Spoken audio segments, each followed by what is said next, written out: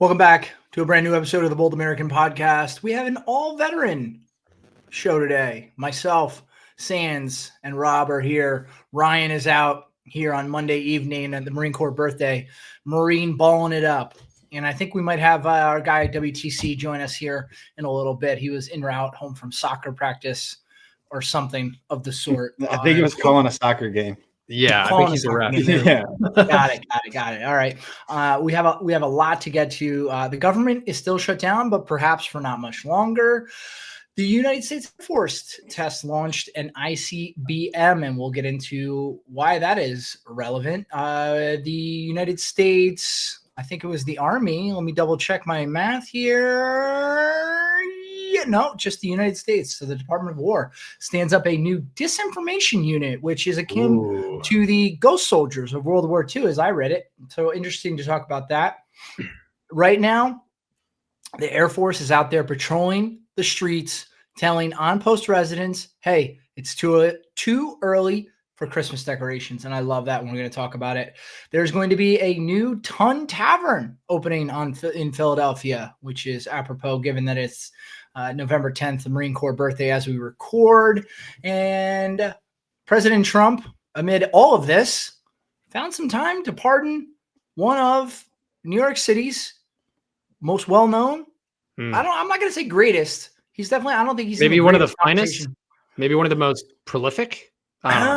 Notorious, perhaps athletes in the city's pro sports history. He decided to give him a pardon, and then we're going to just chat a little bit about Veterans Day, because as you are listening to this, it is Veterans Day. And listen, all of that is going to be brought to you by our pals at Bowl and Branch. Listen, the holidays are coming up, and what's so funny is all this stuff you hate getting as a kid for Christmas is all the stuff you want as an adult. Can you imagine if you came down, you're 10 years old, and your mom's like, hey, I got you new sheets? You would be devastated. But now if I came down and my wife said, hey, I got you some new Bowl and Branch sheets for our bed, I'd be over the moon, because Bowl and Branch is that good. I use them right now. Everybody's using them right now. And right now they got the best sale of the year going on, 25% off the entire site. That's amazing.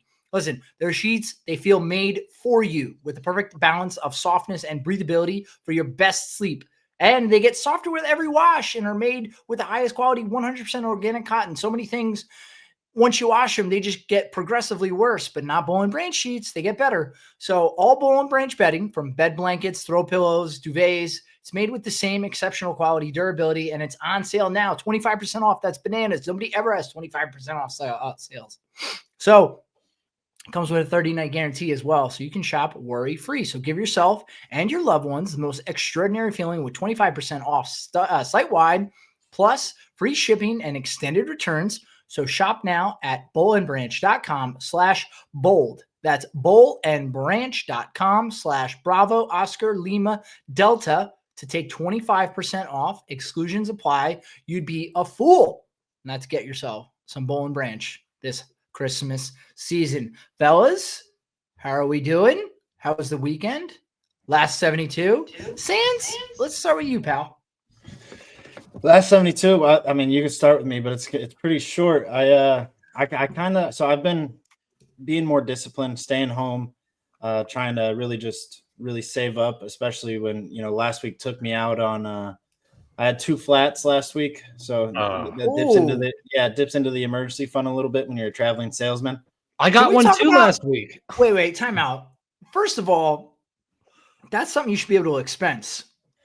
Yeah, so I get paid for mileage, so I get that. Yes. But yeah, so I like you. That's what they tell you to save that for. It's like, save all these expense checks just in case something happens. But, I've only been doing it 5-6 months. So it's still like, you're catching up on old payments, all that. Anyways, yeah, $500 later, it's like, all right, I'm not going to do anything this weekend. So I really just, besides going to the gym each day, it was just sitting there on the couch watching college football, watching my Navy get beat up by Notre Dame. Ooh. And it was tough. It was tough. Everyone knew that was going to be a blowout. That's why the only thing I said was like the tush push. It's like, cool, we kept it close in the first half, but I mean, they got a Heisman candidate running back that's literally sitting on guys and then running for 90 yards, whatever it was, to the end zone. And then I watched my Steelers get beat up too. So it was a pretty shitty weekend football wise. But at least I'm a Buckeyes Two things. fan. Number one, tires are one of those things that you either have no idea or you never really give thought to it, but then you grow up and you're like, oh my God, that's how much a tire costs? Like you can get cheap tires, but by and large, tires are so much more expensive than you think. So replacing a tire, pain in the butt. So I'm sorry to hear that you had to replace 2 tires. That stinks. Number two, what do you think about the reports that Navy sat their starting quarterback on purpose and he wasn't actually injured? I don't know. I don't think they would have done that. I think Horvath, if you know, that kid's he's got some metal to him to where he'd want to be out there if he's ready to go. I just don't think he was ready to go. But I mean, like I said, the first half looked good. Excuse my puppy in the kennel back there, but the first half looked good. We couldn't keep it going. Notre Dame's a tough team. They're going to be a playoff team. You know, they had the slow start. They're going to be in the actual playoffs. It's a different league competing against those guys. But no, Horvath, he'll be back when he's ready to go. And you know, I mean, the first 7 games, people wanted him in the Heisman conversation, you know, but again, this first 7 games were a little different. The competition's gotten a little steeper, but we want him to be ready to win that trophy against Army here in a few weeks. Okay. All right. I will say it was just quintessential Notre Dame football weather, that driving rain that turned into snow and it became picturesque in November in South Bend, snowing. That, you know, despite the score, it was very, very cool. It traveled everywhere too. I woke up the next morning like not thinking it snowed here, and I went to take the dogs out, and I looked down and the whole ground is covered. I was like, damn, that's kind of, you know, a couple weeks ago I'm walking out there in shorts, no problem. And there's an Arctic blast or something hitting the Midwest right now. Yeah, I don't know. Weather's tough to predict anymore. Rob? Similar to Sands, I actually had a tire issue too. I actually had to camp out at the Mandalay Bay Park Garage a week ago. And I finally, with my work schedule and family, got a discount tire appointment for Friday. And I got 2 new tires as well, Sands. Michelin, baby. Let's go. No sponsor, though. Shout out, no free shout out. Shout out, no free shout out. And the fucking thing, guys, it ended up being like $900 for 2 tires. And that's what I'm saying. Again, to Sand's point, I was just like, you know that meme when it's like, oh, like I was just like a little taken aback because that dipped into the not the emergency fund, but you know that took away from some change. But you know, I have a 4Runner. He's a beast. You got to get him well supplied, well fitted. You know, it's just like good shoes. So hopefully for the next 5-6 years, I don't have any issues with my Michelin tires. But no, honestly, really productive weekend, really chill. Got to work out, got to get some sleep. Cons, do you know how good it is when you get 8 hours of sleep with 2 children? That was me Saturday into Sunday.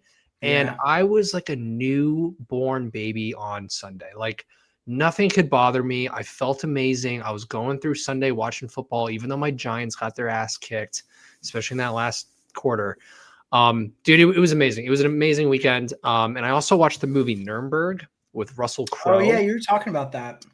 Yeah. So like my thing when it comes to movies, guys, I don't know about you if you feel this way, but if the starring actor is like German, French, Russian, they gotta at least try the accent, right? Or speak the language. Russell Crowe, I'm a native German. His German was perfect. He spoke it well. And he crushed the German accent as a Bavarian. So really good war historical film. Rami Malek plays like the main therapist that interviews him and all the Germans on the stand at Nuremberg trials. Really intense movie, very gritty, well done. But if you're a history buff, World War II history buff especially, go watch Nuremberg in theaters. I think it just came out a few days ago, but it was an awesome flick. And yeah, that was pretty much it. Did you say you were a native German? Yeah. But yeah, that's where you didn't know that? Well, I knew you lived over there. So you were born over there? Born, raised, first language, everything. Yeah. Yeah, but you were born on an American base, no? I was born in a German hospital, and I grew up there, and I went to high school there. All right, so my father. I thought you knew this. No. Well, I knew it to an extent, but I just never heard you. No. I just never heard you classify that as native German. My father grew up. He was born in Tokyo, was there till I think maybe he was like 5. Mhm. So was my father native Japanese? No, absolutely not. So So what's the difference? Explain it to so me. I've never given thought to this. yeah. So I was born and raised in Germany to a U.S. father, West Point, right? West Point grad. My Yeah, mother, no. my mother, 100% German. Oh, okay. So that's Yes, the difference. born in North Germany. I was born in a German hospital. First language was German. Lived in Germany from the time I was born until I was 6 years old. Went to West Point. My dad taught German there. We moved back to Germany, where my dad was an exchange officer, diplomat. And then I went to international schools. I had a German Yeah. passport and No, I citizenship don't need the you. entire No. time. But like your whole timeline, that doesn't. I'm saying, what's the Yeah. difference? What makes you the native German? Is it because your mother's a German citizen? I think it's because I was born and raised there, speak it fluently, and my family is German. So if my dad stayed in Japan until he was 12 and spoke Well, Japanese, your family is not Japanese, right? correct? Yes. No. My Exactly. grandfather and So grandmother are both the American. difference is my parents are It's both. the mother aspect. Yeah, sure. I It's probably like, sound like a moron right now. I just never really gave thought to yeah. this. So your father would have been, yeah. He's not close to being Japanese. Okay. But fun fact for you cons, I was actually conscripted into the German army because I had, What? yup. And so in 2007, I got my first paperwork, and I had to hire a German lawyer to basically protect myself and state that I was going to go in the US Army. And the German authorities just couldn't understand it. They're like, why is this guy trying to go to West Point? He's German. I had a German passport, German citizenship. So when did you become an American citizen? So I had both. So off the bat, you had both. Off the bat, I had both. Father, mother, grew up You speaking get both both. of them. Okay. Yep. And then when I went to West Point, I had to drop the German passport because of the secret clearance. That makes sense. Okay. Yeah. Interesting. Yeah. Like, I guess I never really gave thought to that. Yeah. Okay. So it's my first language. Like I said, people are probably listening and saying, wow, you're a moron. Everybody knows that. I just never thought about it. I mean, no, it's a valid question. I mean, Michael Strahan was born in Germany too, on a U.S. installation, I think. Yeah, but were both his parents Americans? See, that's what I'm saying. He's not native German. Yeah, I get it now. Yeah, I'm tracking. Well, honestly, last 72, I don't have anything of note really. My well, wife you had to solo parent, right? Yes, my wife was down in Miami Thursday, Friday, Saturday. Okay. So I was doing the solo parent thing, and then she got back Saturday, which was great. And then the only thing I was really looking forward to all week, basically, was Saturday. Once the kids went down, I went outside, made a fire, watched the Notre Dame Navy game outside, cigar, Nice. a few drinks, couple friends came over, and that was that. And then Sunday was a very lazy day because the weather here was brutal. So my wife made a unbelievable ziti, which I was kind of giving her not a hard time, but my wife is a really excellent cook, and that's I'm biased because she's my wife, but plenty of her friends and have said like, wow, you're actually a very good cook, and family have told her she's a very good cook, and so she is. And it's just funny because you wouldn't expect that a house full of Irish people would have good food, but we do. So if you guys are over at my house, you're going to be eating well. Fuck yeah. So that's that, but nothing else really of note that happened this weekend. Okay, let's get into it. It is Monday, November 10th. The government is still shut down, but it was day 40 today, but it's looking like it might finally get back on track. So the previous record was actually 35 days, which was also during a Trump presidency back in December 18 into 2019. Now, I don't recall the details around that one, but definitely I think part of that 35 days had to have been the fact that it, was on the heels of the holidays, so nothing was going to happen. The government's just like everybody else. Like the holidays roll around, and you're like, that's a next year problem. Yeah. So I think that's how that one might have gotten to 35 days. And if I'm speaking out of turn, just ignore that. But I was looking, I didn't, again, give much thought to it, but there have been a ton of government shutdowns. It's just, you don't really remember them because a lot of them are only like a few days long. Like if you go back and look, and basically almost every president in the last 40 years has had a shutdown in his term. So this is nothing new. Just obviously the fact that it went to 40 days and we're just not doing well with it. Trump blamed the shutdown for Republicans' poor performance in the midterms. He's asking the Republicans to terminate the filibuster, which would eliminate the need for the 60 votes to pass the government spending bill.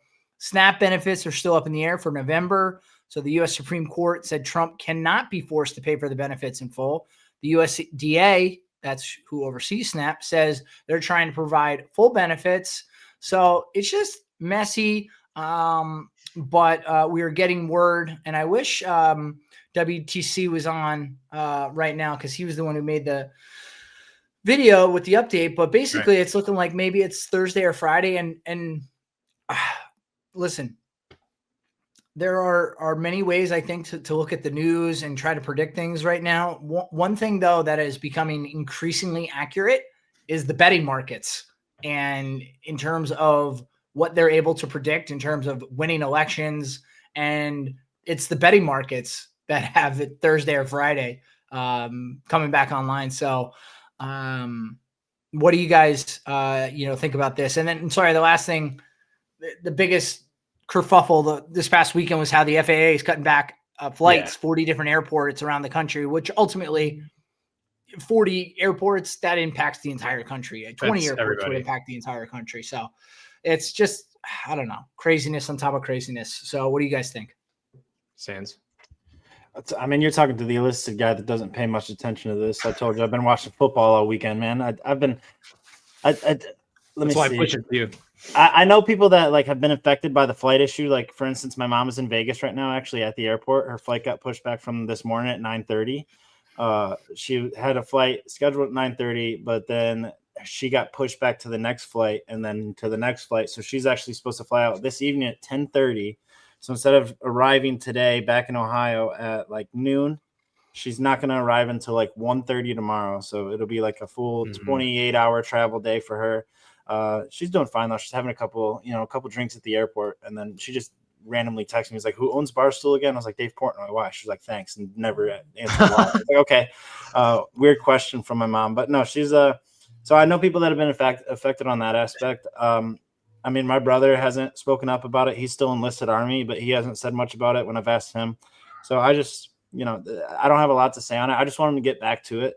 Ryan has spoken on it multiple episodes now. It doesn't seem fair that they're all collecting checks while there's so many people not getting paid. So I will say you've seen a lot of folks though that are saying they're donating their paychecks that are coming in, which I thought is, that feels right.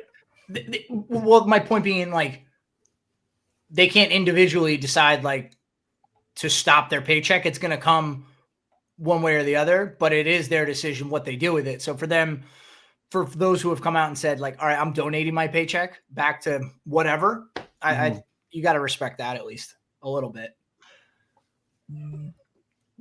My point's over, Rob. Go ahead. Yeah, no. My parents were in Aruba, so they're in like the Venezuelan front lines, right? And they were, I think they were delayed for like 15 hours trying to get back to Dulles. I think it's just such a shame once it starts impacting, ATC and all the flight traffic. It's just like, it's crazy how that bleeds over from a government shutdown, right? Connor, how like it impacts the air traffic controllers. Part of me wishes like they would just like do their job that they signed up for and just like, and then the other part of me is like, how do we not have measures to protect and fund these awesome people who take this job? Like, how is there no measure to emergency relief them? I'm just happy it's coming to an end. It looks like Wednesday or Thursday, they're going to have their vote. Last night, they did their test vote on the Senate floor or whatever. I think they're close to like the majority to end this shutdown. And then we can just move on, hopefully on the holidays, or more importantly into the Army Navy game with the government back in action, I guess. But it's just such a bummer, man. It's just like, and speaking back to like the German thing, like even like the German contractor staff for all the U.S. installations were not getting paid, and there's thousands of those folks. And it's just like they had to get their own emergency relief fund from the German authorities, and they're super backlogged. It's just like it impacts more than just, you know, a couple of us on a flight. It impacts millions of people, and it's just like it just sucks that both sides just can't agree. Yeah. So I mean, hopefully it comes to an end this week, and we can just put this all behind us. It's just unfortunate because we continue to see stories like we saw at, I think it was Fort Leavenworth. Let me double check that. Yeah, Fort Leavenworth. They had a DFAC that was shut down. So that just means, soldiers aren't eating. It's, you know, listen, there are, you know, places around Fort Leavenworth to eat, obviously. Yes, it's not like, you know, there's no food available. But when a lot of those soldiers rely on that DFAC, you know, we can't just assume they can go get a meal wherever they please. It really is a situation where they need that DFAC, and it's just unbelievable that these people wield so much power and are seemingly okay with just continuing this charade, all because you know, one side doesn't want to agree with another. And I know it, you know, that's oversimplifying it a bit, but at the end of the day, your charge when you're elected to these positions is to look out for the American people, not look out for the best interest of yourself and your interests.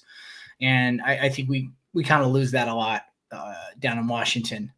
So yeah, I don't know. I don't think anything else. I mean, Jesus, I mean, 40 days, we've been talking about it quite a bit. And it's like, what else can you say? I think we're all in agreement at this point. Like, this sucks. It's impacting a lot of people in a horrible way.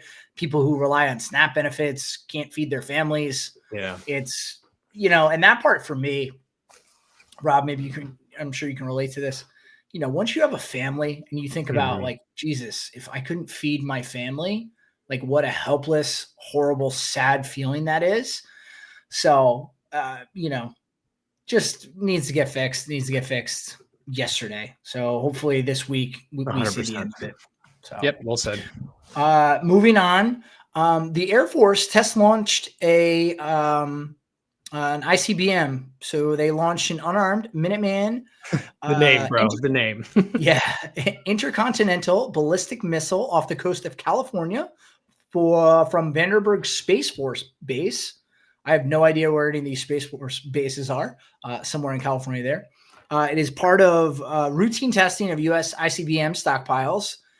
It landed in the Marshall Islands at the Ronald Reagan Ballistic Missile Defense Test Site. The Minuteman carries a single nuclear warhead with an estimated atomic yield of more than 300 kilotons of TNT, which is 20x more than the nuke dropped at Hiroshima. That is scary. So President Trump is exploring plans to resume underground nuclear testing. In SEC Energy, Chris Wright said testing would not include nuclear explosions. So the reason I brought this up was because, have you guys watched House of Dynamite yet? Did we talk about that? No, I need to. So House of Dynamite is all about like what would happen if a nuke was fired on a U.S. city. And I won't spoil the movie for you, but it was one of those movies where the amount of, which is called action, is 20 minutes long, but then they show it from 3 different vantage points. So they show the same 20 minutes, but from 3 vantage points. So the concept of the movie was very cool. I think they took some liberties. And then when you think about who the director was, Catherine Bigelow, who also did The Hurt Locker, she has want to take liberties for the sake of Hollywood. I was really enjoying it, maybe until the end. And again, I won't spoil the ending. But just curious what you guys think about nuclear testing like this. And do you think it is ever likely that anybody could ever launch a nuke against the United States? I think it's possible. I mean, look at. Sorry, let me say one more thing. do you think it's possible for another country to launch a nuke against the United States and for it to impact the United States before we are able to interdict? I think we would interdict it. I 100% with our 88 capabilities and everything we have going on in space, the Space Force. I think we would 100% shoot it down. Now, the scary part is this all shoots kind of like a red flag up my spine because we're testing, I think, more this year and we have plans to test more ICBMs and nuclear bombs than we have in the past. We also left that one treaty, cons. I think some sort of nuclear proliferation treaty with Russia, right? I think we left that last year or right when Trump took office. So it looks like we're testing more. And that kind of gives me a little spidey sense. But yeah. I mean, sorry, Sands? No, I mean, you're fine. The testing. So what I was reading is it said it's the latest in the series of launches that have been carried out at regular intervals. But it's pretty close to convenient timing as, Russian President Putin has touted the development of 2 new nuclear weapons. And then Trump kind of countered that with saying we might begin testing again. So feels like you're saying with the spidey sense, like shades of Cold War between him and Putin for no That's reason. exactly it, bro. It's like it's a Cold War 2.0. And we also have China. Yeah, it's like I'm doing this. Okay, watch me test this. Okay, I'm gonna start testing. If you're testing, oh, you got a new toy. Watch my toy. It feels like I don't know, for lack of a better phrase, and some enlisted lingo, like it's a big dick contest. Like, what are we doing here? Come on, guys, just everyone get along. We're trying to fix our government. Let's not do a nuclear arms race right now. I mean, not to mention 20x nuke. Like, yeah, that's crazy. I mean, it would just be horrible. Now, getting back to my original question, and this is part of the reason I took umbrage with the movie House of Dynamite, because I think they portrayed our ability to react to a nuclear weapon fired on our country like we were kind of bumbling idiots.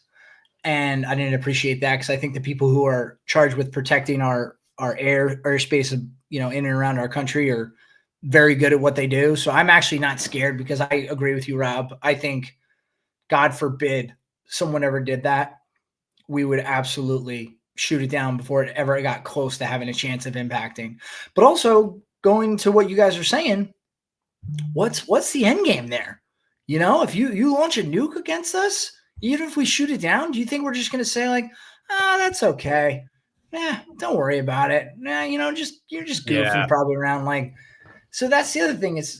It goes beyond just, hey, can we launch a nuke against the United States and have an impact and cause damage, to what are the ramifications for even coming close to doing that? And I don't know that's actually, I don't know. I know that's not worth it to any other country in this world to do that. And look where we're testing this too, into the Ronald Reagan testing site, which until I read this, I didn't know existed. I was an artillery guy, but I was a little more, boots on the ground, 155 Mike, not so much rockets of this caliber, right? But we're testing this all in like China's backyard. So that's really interesting to me too. I actually don't know where else we could test this though. Like, could we test this anywhere else besides Marshall Islands area? I don't know. I dude, 20x. Yeah, it's like it just makes me think of another movie. Did you guys ever watch the remake of The Hills Have Eyes? I mean, that's like Vegas backyard, yeah. Well, but all right, but so you've seen the movie and the whole premise years ago. I think I watched it on my first deployment. Yeah, I think it's one of the scarier movies. It's fucking terrifying, yeah. But it's the whole premise being, if you haven't seen it, that this is what would happen to people if they were exposed to nuclear waste. So it's just scary all around, and it's just so crazy. And we can move on after this, but it's like, what is even the point of having nuclear weapons for any country? Because if we start using them, that's it. Okay? Like, there's no turning back. I understand we used them in World War II. And what I think, and, Hiroshima has recovered, and Nagasaki, they've recovered to an extent, as much as a city can after a nuclear attack. But what I do think we can gain from that is the knowledge of, wait, all right, maybe this wasn't the best move. And I don't want to get into a debate of whether or not we had to drop the nuclear bombs to end the war. But this is probably like the most prevalent learn from history incident of all time. So I don't know. I don't want to sound like I'm soft here, but I don't know how you stop it, man. I don't know how you stop it, bro. Because it's just like, well, that's the thing. We can't not have nuclear weapons. We can't just be like, hey, rest of the world, we're going to get rid of all of ours. You guys do what you want. We're just going to get rid of all of ours. Obviously, we have to have them if other countries have them. I just pray to God we never see them used. So same. +1. Keeping with doing new things, testing out new technology. So the United States is going to stand up a new disinformation unit. And immediately what I thought of was the Ghost Army back in World War II that staged a bunch of blow up tanks, which is crazy that they were just blow up tanks to trick the enemy into thinking we were going to launch our invasion from somewhere other than where we did. But anyway, the first ever TIAD, Theater Information Advantage Detachment unit, is now active at Fort Shafter, Hawaii. The unit is designed to counter disinformation and influence by adversaries in the Indo-Pacific region.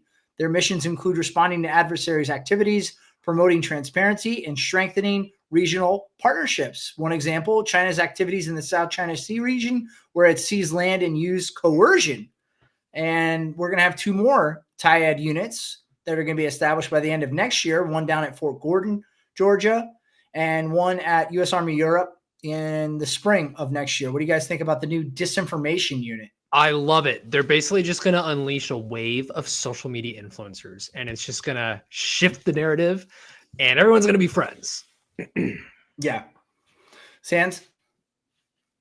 I'm inclined to agree here. I don't know much about it. So, but I feel like it's probably long overdue, right? Disinformation has been something, I mean, Trump ran on that platform, like disinformation, fixed it. That's how Elon bought X or whatever. I feel like disinformation has been up there for a while. So, I feel like it's a good thing that the military should be combating it. A couple things. Number one, I think they need a new name because I think TIAD is not that great. That's number one. Number two, I think this has got to be a pretty desirable unit to get into. I mean, it's at Fort Shafter in Hawaii. It's new, so you can kind of write the SOP yourself on how things operate. It's Connor. I think honestly, like with our background and like our skill set in comms and just influencer stuff, like this is probably right up our alley. Look at it. It says 65. So you want to go back and rejoin the Army? I mean, for some shit like this, I probably would. It's kind of right up my alley. So you got cyber intel, psyops, public affairs, electronic warfare, civil affairs, IO. That's I tried to go psyops. I didn't get picked up.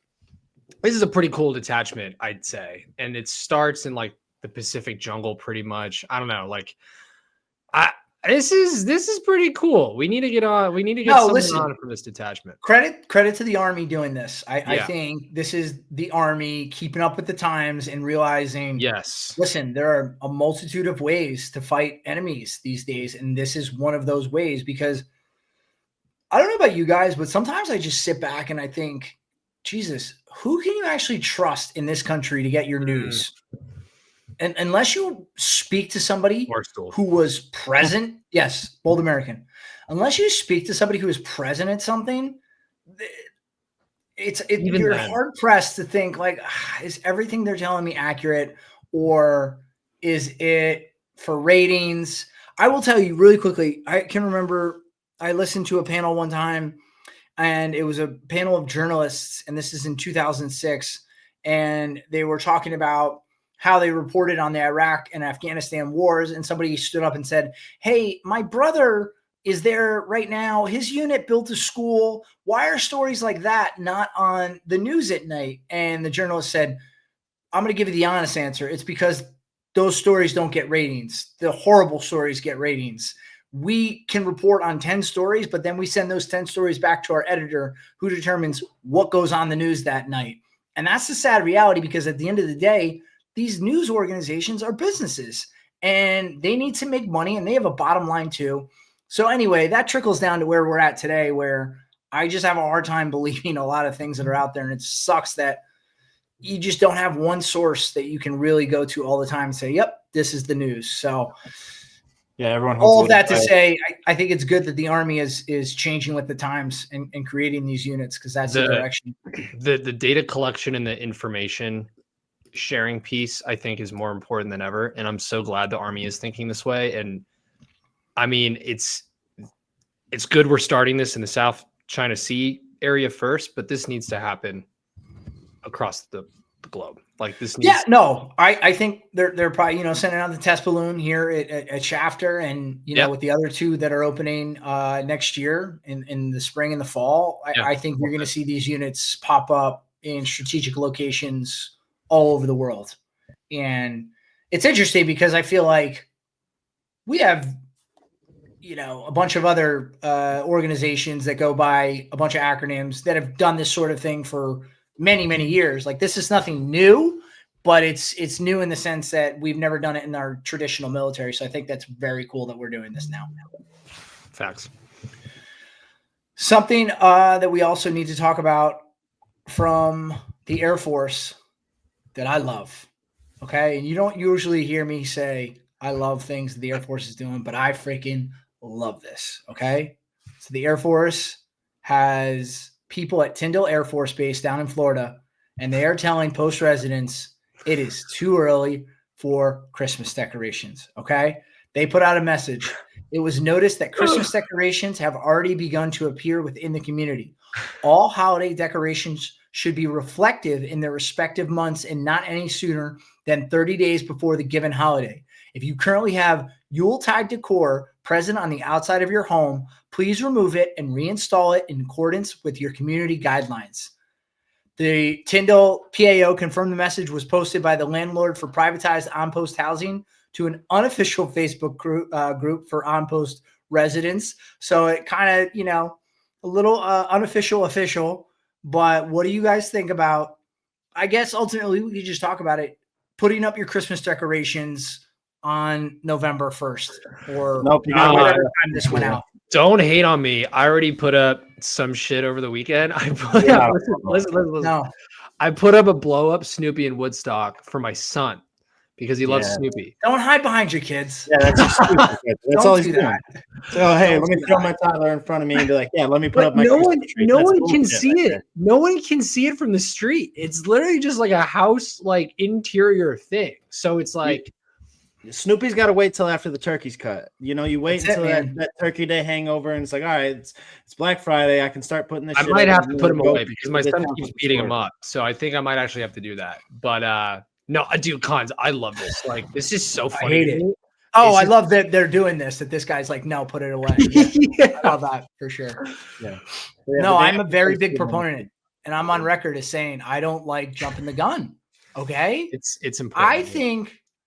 Part of what makes Christmas amazing is that it's confined basically till, the day after Thanksgiving until the 25th and maybe a little bit until New Year's. Once we start expanding that, it loses some of its luster. Okay. Now, a couple things. Number one, people want to come at me and like, oh, you're a Scrooge. Let people do what they want. Listen, if we just let people run amok and do whatever they want, we'd have football 12 months out of the year. And that wouldn't work. Okay. Do you know why people in this country love football? It's because we take it away for a little bit. Yeah. Because I'm telling you right now, if the NFL and college and whatever other entity was doing football 12 months out of the year, it would lose its luster. You gotta, absence makes the heart grow fonder. Okay. Agreed. You have to keep Christmas in that confined amount of time, so it doesn't lose its magic. And I will stand firm in that. And in recent years, people have used the excuse, well, it's been a bad year. I need some Christmas cheer. Listen, as strong as Christmas cheer is, there's a finite amount of time. And if you break it out too early, that battery's going to die. And then you're going to get to Christmas and you're going to be like, you know what? I got to put these decorations away. I'm tired of these Christmas decorations. Cons, the best part of this whole news story from this Air Force base, Tyndall, whatever, is that it was written on like an iPhone note. You know, like when an athlete says they're like leaving a team, or a coach says like they're quitting or resigning. The Air Force did the same thing on the Notes app with the dark mode on. So it's just like, it just looks like a really sloppy message. I love it. It's amazing. If you currently have Yuletide decor present on the outside of your home, please remove it and reinstall it in accordance with your community guidelines listed below. Hilarious. And then the bottom message of that is just this crazy cursive type font, which, I mean, we're pretty smart people. I think I can hardly read. It's like old Germanic almost. But I just think the way the PAO went about this is just like classic PAO. They just had to fucking fill a story probably. But I do understand that 1 November, early November that's a little too early. And, you know, maybe some of these Air Force spouses need to understand the rules. It's called holiday season, you know? Yeah. Appreciation for also slow roll it. Like, you got Halloween, get some pumpkins out. Then there's Thanksgiving. Yes. Enjoy it, nurture it. Like, holiday. There's people that put their Halloween stuff way too early too, though. It is. And well, part of it too is if you guys go to Target or Walmart, whatever, I mean, by August, by Labor Day weekend, that shit's fucking everywhere. Like, you can't avoid it. And so people, for the marketing side of it, people are already starting to buy it. They're like, let's get ahead of it. We don't want to be late. So it's kind of like the system, you know, but I do agree. Everyone, you're not going to save now, any money really. Listen, I will say a lot of people, if not all of us, like everybody decorates their home both inside and out for Christmas. And that's not like, oh, you know, we just put up a tree. Like, there's a lot of decorations. Like, I know in my house, like, it takes a while to get everything out and put it up and do it properly. So for that reason, like, I'm okay with, you know, like Thanksgiving week to start to get them down from the attic, the garage, wherever. That's fair. Maybe start putting a few things out. Like for us, we go away for Thanksgiving. So there will be something set up before we every leave year on you go that away? Wednesday. We drive to my brother and sister-in-law down in Maryland. And the idea of coming home and having some of that stuff ready to go. Okay. Nice. I'm in the Christmas spirit. That's cool. I just like, I mean, these people that it turns November 1st and they want to start with Christmas. I'm like, it doesn't even feel like Christmas outside yet. I mean, Sands was still fucking running in shorts like a week ago and it was hot. Like, I can't even picture Christmas in his environment. So, dude, I don't know how you do Christmas in Vegas. Like, that would just... Dude, it's tough. You know what? Well, you know what's wild? Like, we live in a nice neighborhood across the street. Dude, there's this house. They don't have an HOA. Connor, I'm going to send you a photo of this. I'm going to post this on social media. This house has 2 Christmas trees up in their front lawn, 24/7, 365. See? And then you just don't even notice them anymore. It's nuts. But yeah, Vegas Christmas is different. It's a little, but the casinos do a good job if you're one of those guys. But that's a whole nother conversation. But that's the other thing. Like, I love like going to the mall and seeing the decorations and what the different stores do. Yeah. I love all of that. I just am a very firm believer that 100%. The reason if you just start expanding it, you're gonna be like, dude. It's kind of like Army Navy, right? Like in the sense of like I don't know, like people make plans and stuff, but like it's not really Army Navy until that Monday or the Sunday night before, like 5-6 days before. Then it's Army Navy or Be Navy week. And it's like, then you're in the spirit, right? And it's just like, it's not like you can make all the plans right now, but it's just not, it's not it, right? And like you need the timing to happen. It has to be, it's all about season. I think the biggest thing too, Thanksgiving is such a great holiday, man. Dude, yes. All day. The sports are on all day. The day before is very celebratory. I was going to say that's part of the tradition too, though, is like, I'll go to like mom's house for Thanksgiving. And part of that tradition is like, all right, well, Thanksgiving's like, winding down. Let's put a star on a tree. Let's hang out.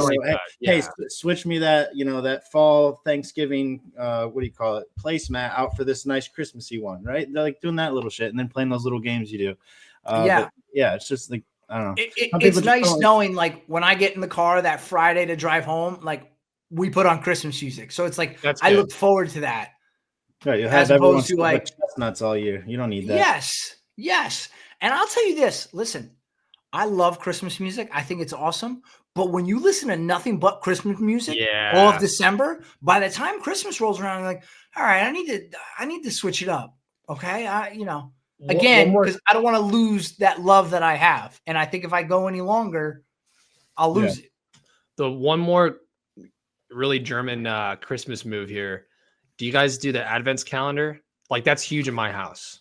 Like, that's a Catholic thing. I don't know if that's so much a German thing that it's a Catholic thing. I guess, yeah, but it's super popular in Europe, especially. And I don't see it a lot in the US. Obviously, if you're Catholic, maybe. But we do that every year. And then St. Nicholas on December 6th, which is a German tradition. You put your shoes out and you get like a little treat. Go ahead. I don't even know what that word means that you said before calendar. What is Advent? Advent? The Advent? Yeah, what the hell is that? It's the period before Jesus's birth, which is kind of funny because Jesus's birth, we want to get into nitty gritty. His birth wasn't actually December 25th. It was later than that. But it's like it's like the preparation for his birth. And so the season of Advent. Yes, the 4 Sundays or the 4 periods before Christmas are known as the Advent. Gotcha. And you basically prepare for Christmas that way. Yeah. And it's like a whole. Yeah, it's like I said Catholic, but it's definitely just like it's a Christian thing in general. Yeah, my dad's gonna be disappointed that I asked that question. Yeah, it was a very good question. I hope our listeners learn. What I will say though is cool about Advent though is the 4 candles on the wreath. Yeah, right? It's beautiful. So each Sunday, Sans, you light a candle. Mm-hmm. So when you're a kid growing up, going to church every Sunday, and during Advent, you see like, oh, another candle's getting lit. You get jazzed because each time a candle's lit, you're that much closer to Christmas. You're going on Christmas break. Yeah. You're wondering what Santa's going to bring. You're going to get some time off. It's a good way to do a countdown. And then the Advent calendar, there's obviously ones that have the little treats, the chocolates, whatever. You poke them open each day of Advent, and that's always fun. Yeah. So shout out to Christmas. I love Christmas. Love Christmas, but we got to keep Christmas for the most part in December. Come on, it can't be November 1st. Dude, also, one more thing. Isn't that just such a typical Air Force move? Like, you would not see that on Navy. You would not see that on Army base. It's just like Air Force just always trying to push it a little extra to be like civilian-like. Yeah, I guess so. Yeah, that's a good point. I'm going to call my mom and send her over to Rob's house, put a hole in Snoopy. My son already did that. He's just like deflated on the ground. But also, you know what else? You can't. There's a lot of other celebrations going on in the month of November. Oh yeah, obviously Veterans Day, but also the Marines, November 10th, want to celebrate their birthday, and the birth of the Marine Corps was, of all places, a bar, as everybody knows, or I think everybody knows at this point, the Tun Tavern in Philadelphia. The original building, though, was demolished in 1781. And the new one that they're opening is only blocks away from the original location. So they plan to reveal the new Tun Tavern sign today, actually, on the 250th. I didn't see it, but I guess it's been revealed. But there was a Marine veteran who purchased the restaurant and plans to renovate it so it replicates the original.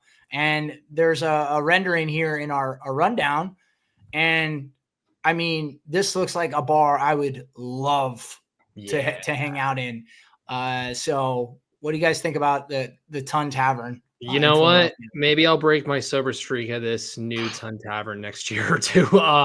This looks like Cons. I'm in agreement. I love a good cozy like nook, like just like where you can have a couple ales, like you can just knock it back with the boys, the gals. Like it's just like if it has that edginess and it doesn't have that corporate fucking private equity touch and like the fake Marine chilies are, you know what I'm talking about. If it just has an authentic, maybe some sawdust on the ground, a good lavender smell, something like have some authenticity to it, dude. I'm not a Marine. I'm a proud Army guy, but I will be there in a minute. Sans? Yeah.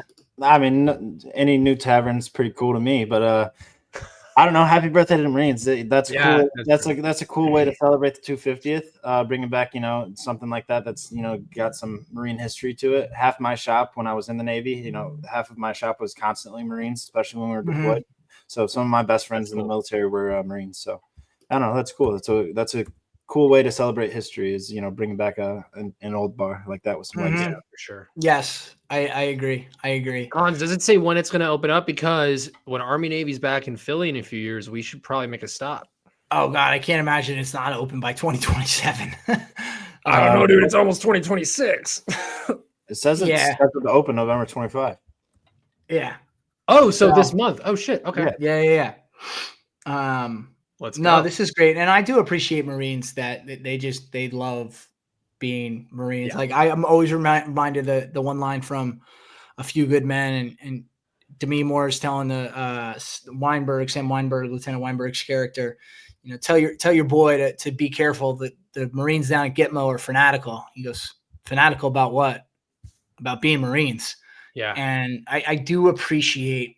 I mean, I think that's true. That's not just a line in a movie. I do think they all show it in different ways, but I'd be hard pressed to find a single Marine who isn't at least deep down fanatical about the fact that they were and are and always will be a Marine. Mm-hmm. And I respect the hell out of that. Actually, one of my buddies that was over at the house on Saturdays, a Marine, and seemingly he always makes mention of it somehow. It comes up in conversation.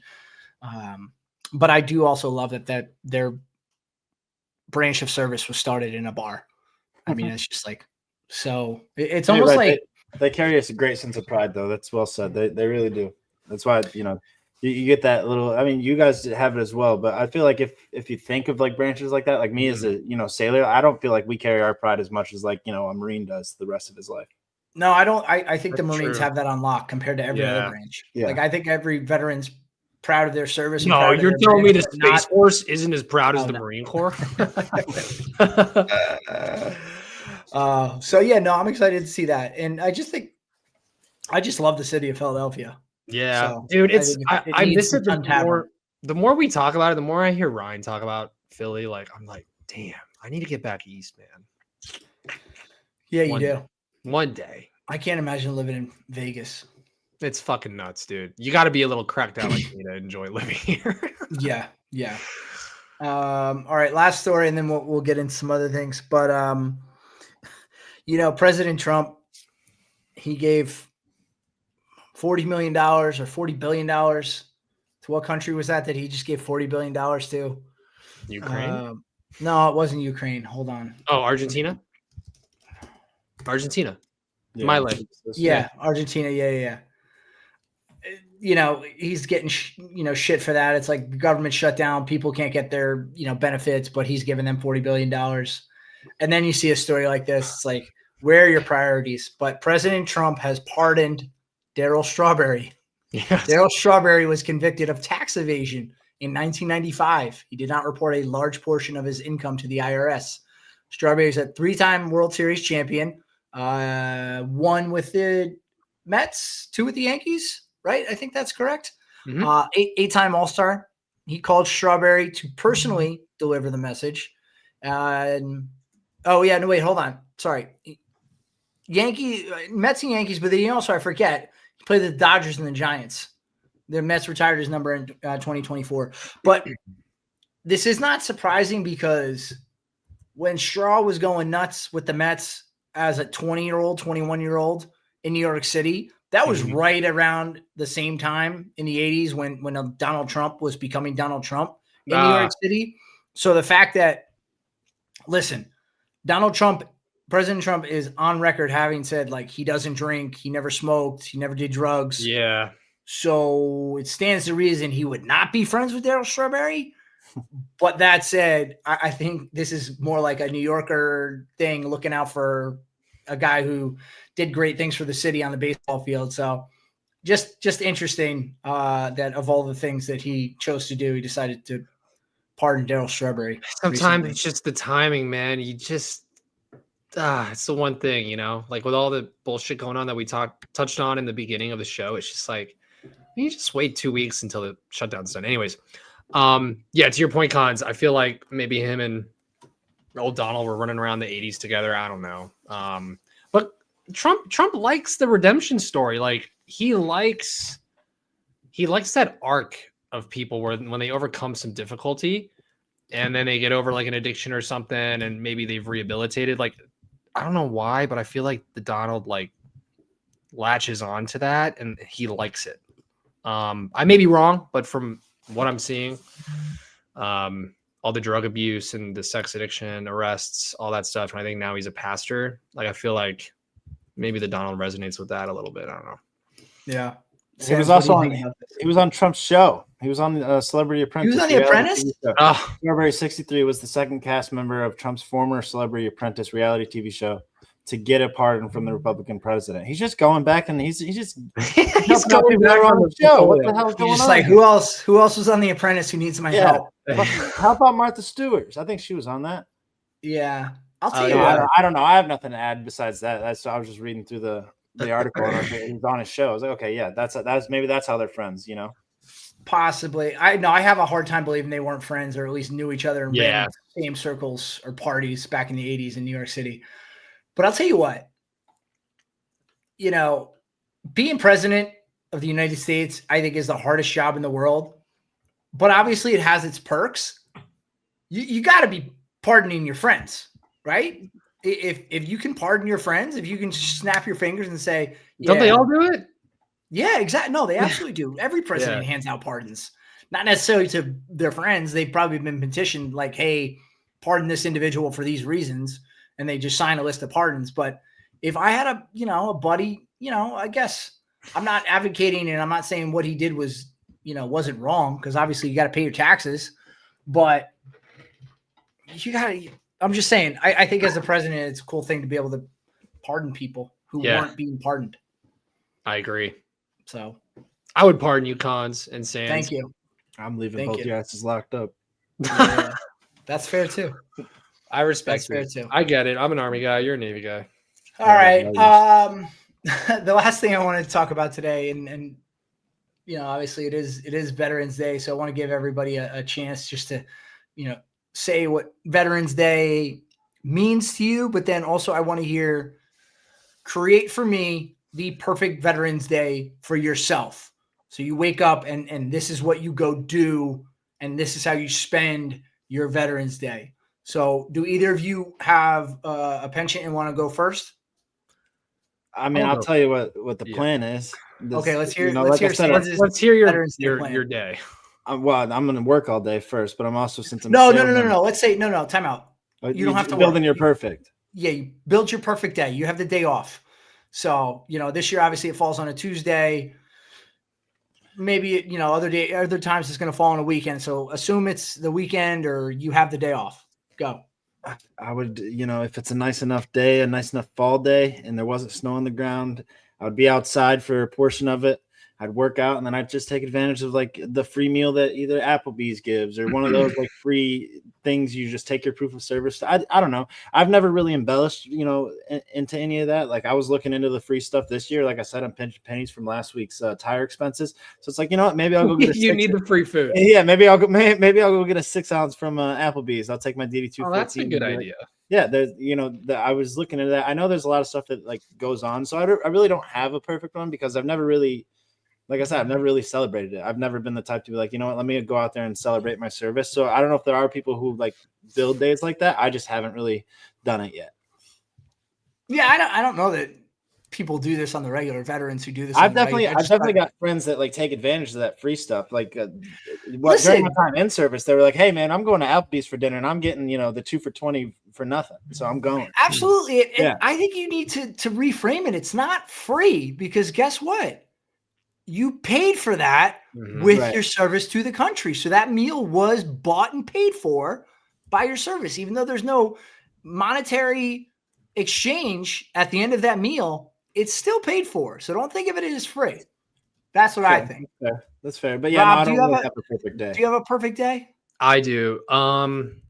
It would probably be me and the boys, some of my friends, closest friends that I served with, maybe on my first deployment in Africa, my old platoon sergeant, some my old fisters, and maybe us just like going on a bender for that day and just bebopping from In-N-Out to Chili's. Like that would be no responsibility, just like enjoy, have like all the drinks. There's some soccer, some football playing on in the background at the bars. I don't know. Like that to me is like the perfect Veterans Day is like with my old guys.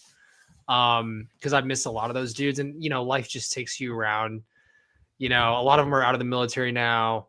Some guys probably need to lose some weight. Some guys are retired now. So it's just like I miss being around those guys that I was over and after Sorry. 10 years ago. I just thought of something. There you go. I don't know if this is gonna be mean. What? But I gotta just say it at this point. Sounds like it's gonna be mean. Yeah. Dude. Now listen. Oh, dude, stop. I will preface this by saying I do not weigh the same that I weighed at 24 when I was in the Army. Okay. But I'm not far off. It's not like it's that far. The biggest shock to me is when I see people that I either went to school with or was in the Army with, and I haven't seen them in a while, and they are like 40, 50, 60 pounds heavier. I'm like, whoa, it's bad. What are you doing? Wait till your reunion next year, bro. Oh, 20 years is going to be brutal. But see, here's the thing. Like, there's actually a Facebook group for my class, and it's actually pretty active, and it's helpful, and it's a good way to stay up with people. And I don't know. It's listen, everybody's different. It's just like, wow. You know, I understand people putting on weight because, as I said, I'm heavier than what I was by about 10 pounds. So I put on 10. Okay. And I get life gets in the way.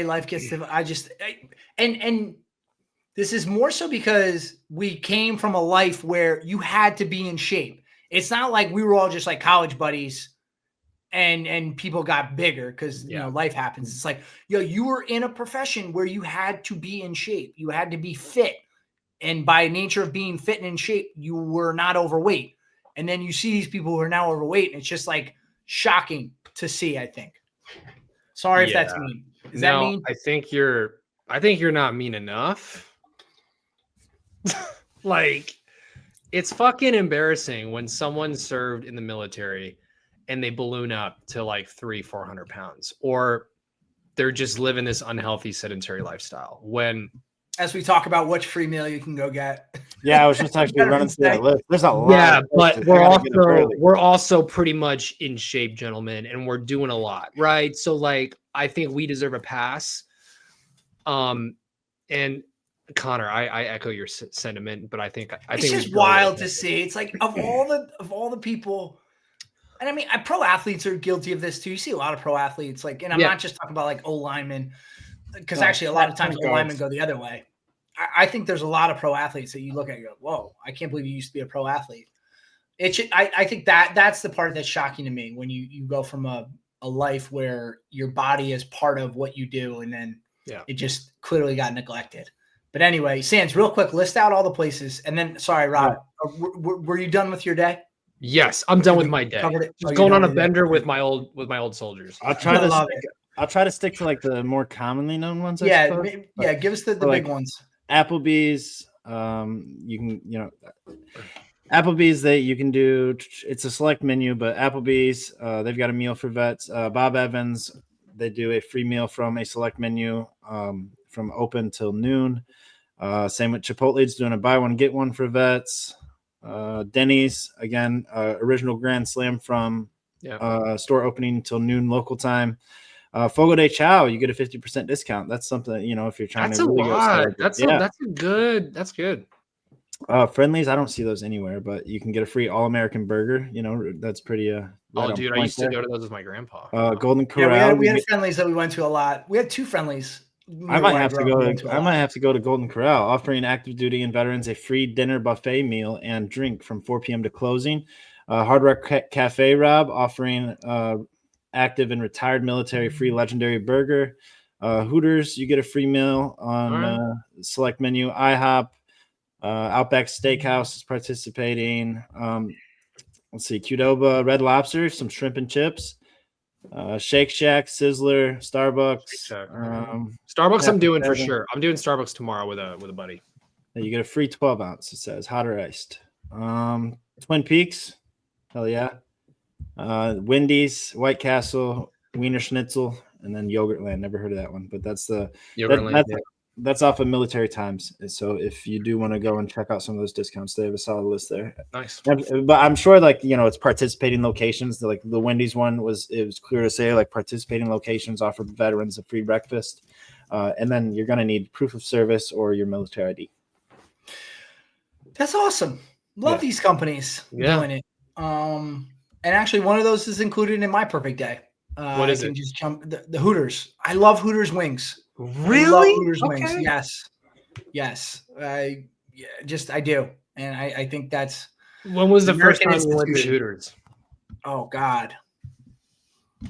Were you in high school? Were you a cadet? What was that experience like? Was your mind just like, wow? I think it was in college. It had to have been college. I don't think I went there in high school. Did we have one up by us at West Point? There was one on Route 17 in Paramus. It's not there anymore, I don't think. And there was a few in the city, right? I think there was one in the city that I can recall. It's like Midtown, or it's like kind of yes. But anyway, really quickly, I would wake up, and this is assuming I have zero obligation to my wife or children. Yeah. Because the other thing is when people talk about, like, oh, what's your perfect Father's Day? And it's like, well, don't you want to, spend time with your family because that's what made you a father? And it's like, maybe part of that is yes, but then there's part of me that wants to, like, do my own thing. Whereas I think with Veterans Day, like, I think it's less guilt. You don't have to spend that with your family, right? You can kind of go do your own veteran thing. Yeah. So I would wake up. I'd go to the diner for a breakfast by myself. I love having a nice quiet meal. Read a paper, an actual physical newspaper. Then I'd go play golf. After golf, I would get a massage. I would get lunch at Hooters. I would get 12 wings for lunch at Hooters. And, from there, I think I would just come home, get some ice cream, and throw on Band of Brothers. Okay. And just watch Band of Brothers with some ice cream, and that would be nice. Fantastic. That's a good day. I'm actually in the midst of yet another I just finished a rewatch of Band of Brothers, and I was on episode 9, and my wife caught me watching it. She's like, "Wait, are you watching that right now?" And I go, "Yeah." She's like, "Oh, I would have watched that with you." I said, "If you want, I'll restart it with you right now." So we restarted. She's seen it once before, so I think we're watching it together in earnest right now. Phones down. Do you guys put phones down for that, or how do you do Yes. it? Okay. Yes. Yeah. That's when you're like, actually, like, hey, let's pay attention to this show. Like, let's it's a phones down show. So that's a good day, Connor. I gotta commend you on that. That's a very, very good day. Thank you. Yeah. Just in terms of Veterans Day,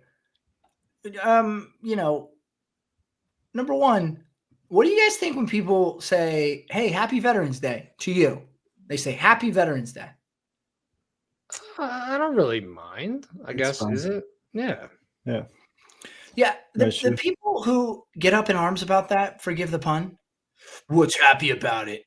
It's like, well, no, it's not. Well, that's the Memorial Day one, right? But also, like, just chill, dude. We don't need to, be the word police here. It's somebody trying to express a sentiment that is nice. So however they say it, just say thank you. Right. It's a nice sentiment.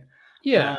It's also, I mean, if someone needs help to understand, if they didn't serve, you can totally be nice and just break it down for what Memorial Day is versus Veterans Day, right? Like I've done that a bunch in my previous jobs where people who didn't have a military touch point or didn't grow up with the military, it's not a bad little learning lesson, but no, I think people who take offense to that, I think they're just a little. You're doing too much. You're being a hardo. Yeah. Right. Like you're like sick, bro. How many times did you deploy? Like, you know what I mean? It's just like. Yeah. And I think that leads you me were right. to another point. Go ahead. Sorry. Well, I was just going to say, and especially I've seen it a lot in the last decade or so as the social media became more prevalent. I don't care what your job was in the military. I don't care how long you served. If you raised your right hand and you served in the military, then thank you. That's it. We don't need any more qualifiers than that. All right. I am grateful that you served. Be proud of your service.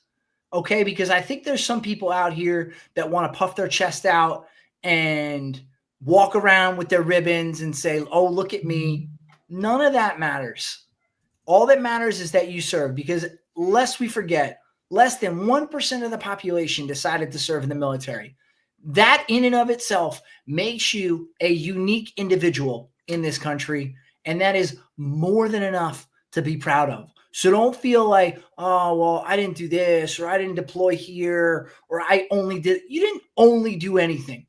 You served your country. That's more than enough. Thank you for your service. Follow-up question. What's your response? What's your go-to response to a thank you for your service?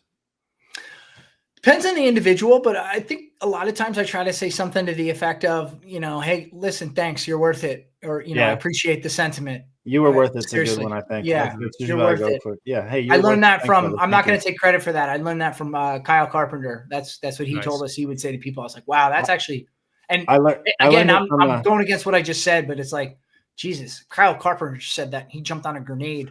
Am I worthy of saying that same sentiment? I literally learned it from a tweet, from a story about him sitting next to an old man. I think it was Jersey Jerry, honestly. He was sitting next to an old man on a flight, and as he got off, said, thank you for your service. And the old man touched him, said, you were worth it. So I was like, oh, that's actually cool. A solid response. There you go. You pass it on. You pass it on. I love that. Yes. All right, gentlemen. Any caveats? No. Let's just go move out, draw fire, crush Veterans Day. Yeah, happy Veterans Day. Happy birthday, Marines, belated. I have two really quickly.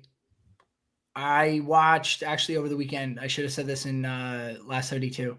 There's a documentary on Netflix right now, In Waves and War, and it follows a handful of Navy SEALs who have dealt with PTS, and as a way of dealing with that, went and did the Ibogaine treatment. And it was really interesting because we've talked on this show about it. We've had people on this show who have talked about it in great detail.